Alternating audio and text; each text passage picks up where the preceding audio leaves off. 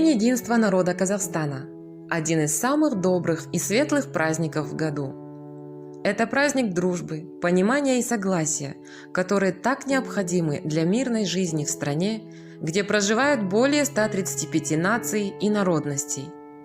В большую семью Казахстана входят казахи, узбеки, русские, украинцы, немцы, корейцы, уйгуры, кыргызы, евреи, армяне, грузины и многие-многие другие.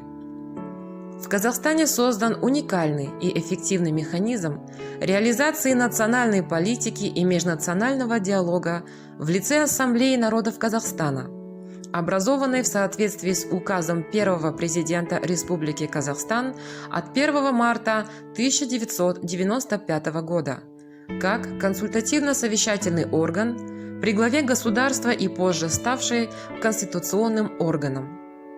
Позже Ассамблея была переименована в Ассамблею народа Казахстана.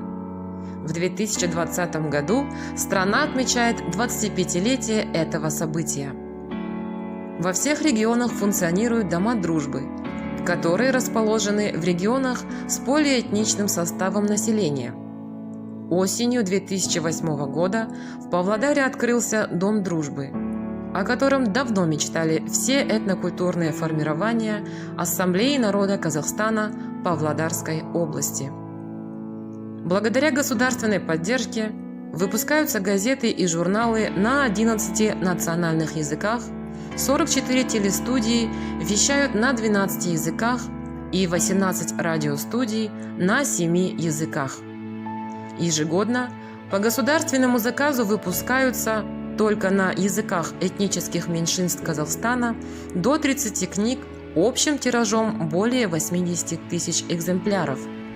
Издается общественно-политический журнал «Достык», в редакционную коллегию которого входят все руководители республиканских национально-культурных объединений, члены Совета Ассамблеи. Регулярно проводятся фестивали народного творчества, языков народов Казахстана, День единства народов.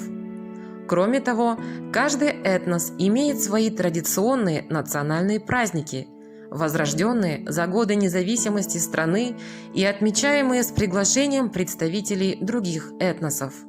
Таким образом, на деле доказано, что многонациональность – это не недостаток, а напротив, преимущество страны.